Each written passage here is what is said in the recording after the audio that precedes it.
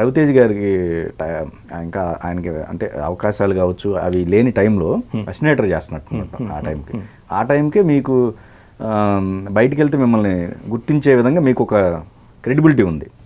ఆ తర్వాత ఆయన ఎదిగిన క్రమానికి మీకు కంపేర్ ఎప్పుడన్నా అనిపిస్తూ ఉంటుందా? నేను ఒక సీరియల్లో హీరోగా చేస్తుంటే దానికి అసిస్టెంట్ డైరెక్టర్గా వర్క్ చేశాడు. అసిస్టెంట్ డైరెక్టర్గా వర్క్ చేసినప్పుడు తను చాలా ఇంట్రెస్టింగ్ క్యారెక్టర్ ఫస్ట్ నుంచి కూడా.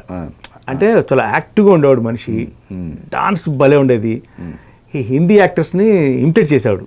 అమితాబ్ బచ్చన్ గారిని, దేవానంద్ గారిని, అందరినీ భలే ఇమిటేట్ చేసేవాడు తను. అంటే ప్రతి ఒక్కరికి బా ఇతనిలో ఒక ఆర్టిస్ట్ ఉన్నాడు అనే ఒక ఫీలింగ్ వచ్చేది అతను చూస్తే. కానీ అతను ఫోకస్ అంతా డైరెక్షన్ మీద ఉండేది. ఆ బైక్ చెప్పండి, బైక్ ఇన్సిడెంట్. బైక్ మీద తను డ్రైవ్ చేస్తున్నాడు సార్, తను రవి డ్రైవ్ చేస్తున్నాడు. చేస్తుంటే నేను వెనక కూర్చున్నాను.